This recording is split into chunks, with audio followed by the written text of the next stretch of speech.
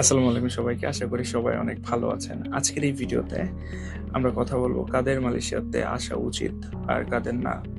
So study in Malaysia বর্তমান সময়ে অনেক হাইপে আছে। মানে বাংলাদেশ থেকে বেরোনোর জন্য মালয়েশিয়া অন্যতম একটা সেরা কান্ট্রি, কারণ বাংলাদেশি স্টুডেন্টদের জন্য বা বাংলাদেশিদের জন্য মালয়েশিয়ার ভিসাটা অলমোস্ট 100% সবারই ভিসা হয়ে যায়, অ্যাফোর্ডেবল টিউশন ফিস। এইসব দিক থেকে চিন্তা করে মানুষ আসলে ইউরোপ আমেরিকাতে ওই যে অ্যাভারেজ আমেরিকান ড্রিম বলেন বা অ্যাভারেজ ক্যানাডিয়ান ড্রিম বা অস্ট্রেলিয়ান ড্রিম, এই যে বিষয়গুলো আছে, এই জিনিসগুলো থেকে আসলে মানুষ মুক্তি চাওয়ার জন্য এবং বাংলাদেশ থেকে বেরোনোর জন্য আসলে মালয়েশিয়াটাকে অনেকাংশে ব্যবহার করতেছে। সো এই ভিডিওটার মাধ্যমে আমি বলবো যে কাদের মালয়েশিয়াতে আসা উচিত। সো ফার্স্ট অফ অল, যারা আসলে খুবই সলভেন্ট, যাদের আসলে ব্যাংক ব্যালেন্স নিয়ে কোনো প্রবলেম নেই এবং আইএলটিএস বা ইংলিশ প্রফিসিয়েন্সি সার্টিফিকেট বা রেজাল্ট খুবই ভালো, বা তারা হচ্ছে ব্যাংকে ইনাফ ফান্ডিং দেখাইতে পারবে, তাদের জন্য আসলে মালয়েশিয়া আসা উচিত হবে না। ঠিক আছে?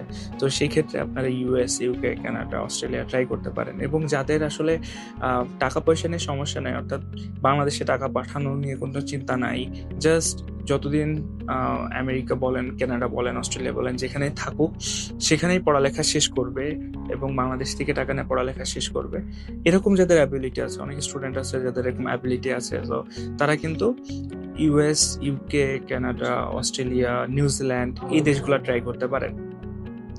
এখন বলি, যাদের আসলে ইনাফ টাকা নাই, যারা আসলে মিডল ক্লাস ফ্যামিলি থেকে বিলং করে, বা যারা চায় যে আহ, অল্প খরচের ইউনিভার্সিটিতে আসবো, বা হচ্ছে আহ, আহ, এত কম টিউশন ফিস হবে যেই টিউশন ফিস দিয়ে আসলে আমি ম্যানেজ করে ফেলতে পারবো। নর্মালি মিডল ক্লাস ফ্যামিলির স্টুডেন্টরা বা সন্তানরা যে কাজটা করে, এবং যদি আইএলটিএস স্কোর খুব ভালো উঠাইতে না পারেন, সর্বোপরি যদি ব্যাংকে ইনাফ টাকা দেখাইতে না পারেন, 70, 80, 90 লক্ষ বা কোটি টাকা, এই জিনিসগুলো যদি দেখাইতে না পারে, ইনাফ যদি ফান্ডিং না থাকে, ঠিক আছে, যদি মনে করেন যে আমেরিকাতে যে সুখে থাকবেন, অস্ট্রেলিয়াতে যে সুখে থাকবেন, বিষয়টা এমন না, কারণ এগুলো অনেক এক্সপেন্সিভ জায়গা। ঠিক আছে? সো তাদের ক্ষেত্রে মালয়েশিয়া বেটার, কারণ মালয়েশিয়াতে তারা আসতে পারবে, অল্প খরচের ইউনিভার্সিটিতে তারা পড়তে পারবে। সর্বোপরি যারা হচ্ছে বাংলাদেশে প্রাইভেট ইউনিভার্সিটিতে পড়ালেখা করার চিন্তা ভাবনা করতেছেন,